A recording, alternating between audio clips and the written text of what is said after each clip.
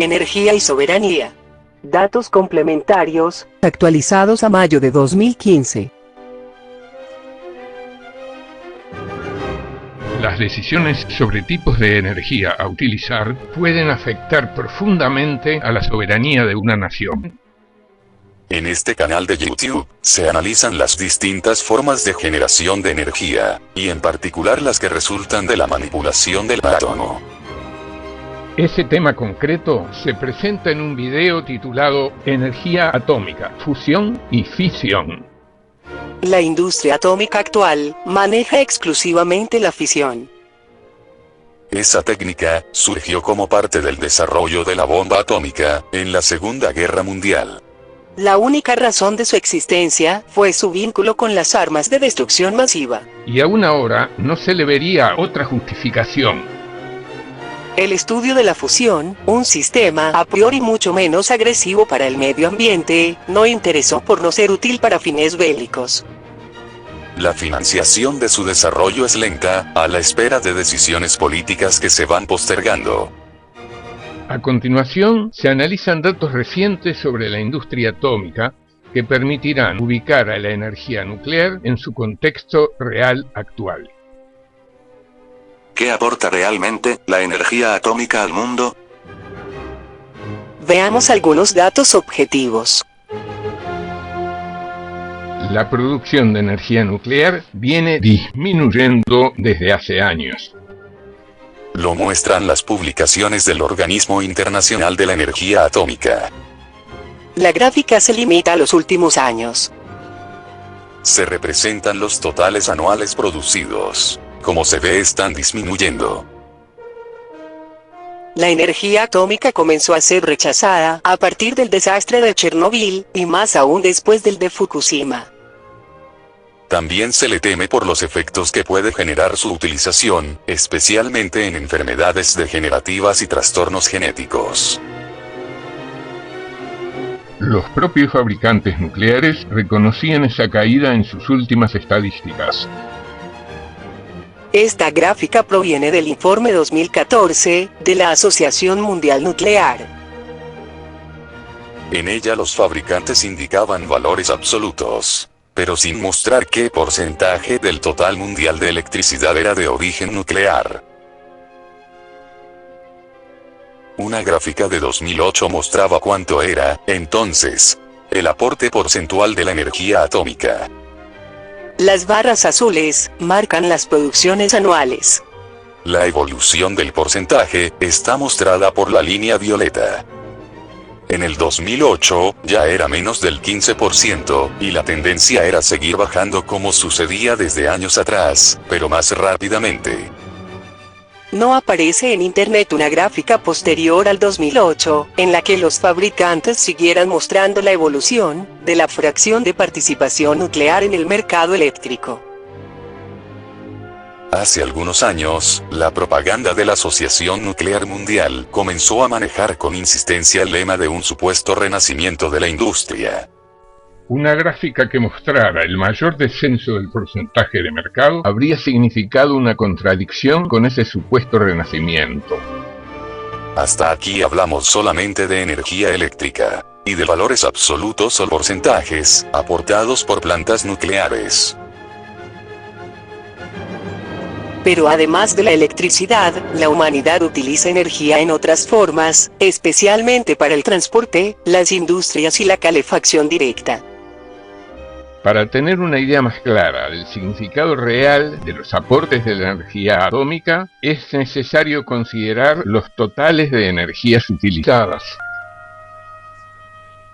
Aquí se ven los totales anuales de la energía comercializada en el mundo, clasificados según sus fuentes. La gráfica muestra que la generación nuclear representa un porcentaje muy limitado, y cada vez menor, del total que necesita la humanidad.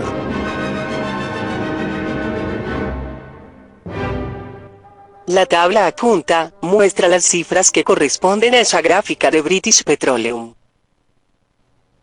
El total mundial, de energías comercializadas de todo tipo, eléctricas y de otras clases, fue el equivalente a unos 12.730 millones de toneladas de petróleo.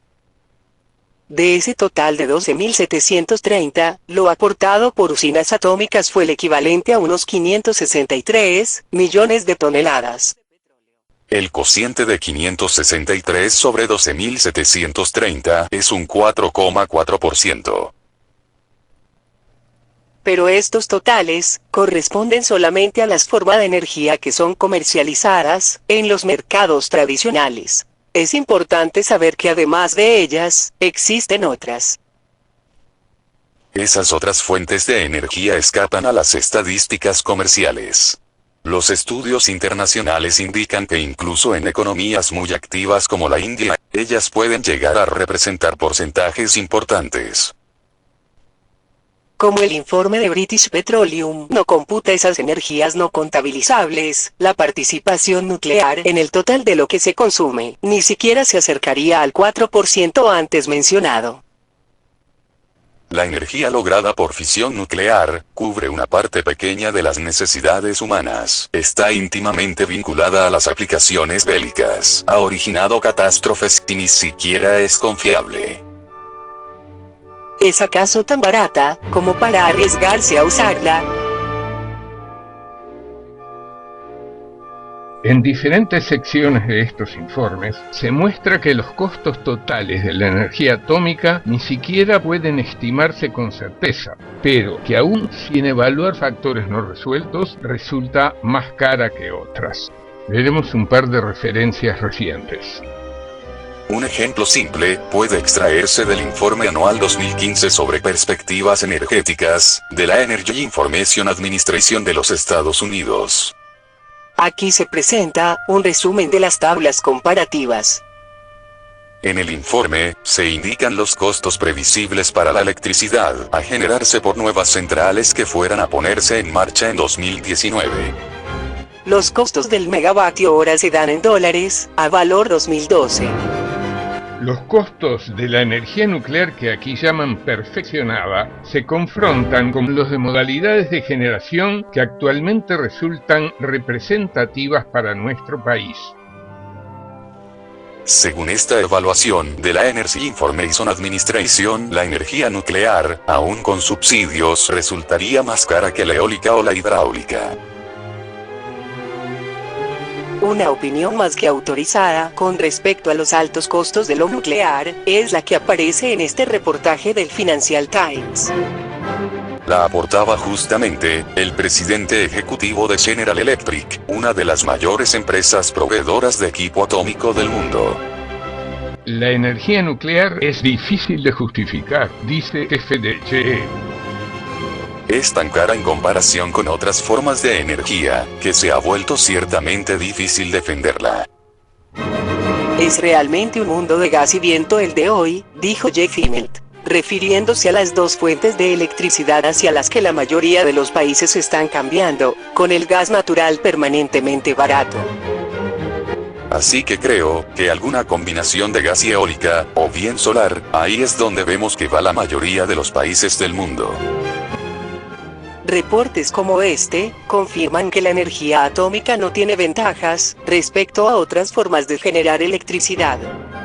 En muchos informes del Canal de Uruguay Nuclear, se muestran en cambio importantes inconvenientes de la energía atómica.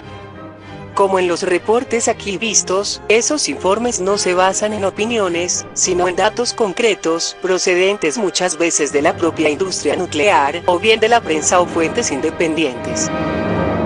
En vista de esa realidad, ¿para qué arriesgar la soberanía de un país eligiendo un sistema sin ventajas y lleno de inconvenientes?